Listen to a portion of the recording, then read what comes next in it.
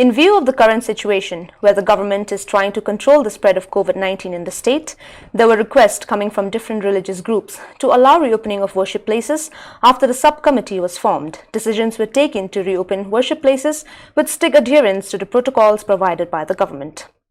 After months of lockdown, the government has at last taken decision to allow reopening of the places of worship in the state. Father John Madur, Diocesan Administrator, called for an urgent meeting today, the 29th of September 2020, of all the parish priests from different parishes in Shillong to discuss about the SOPs to be followed in all the parishes, as the government had allowed the reopening of places of worship in the state from the 1st of October 2020. The meeting was concluded with the releasing of the book written by Father Johnny Apen.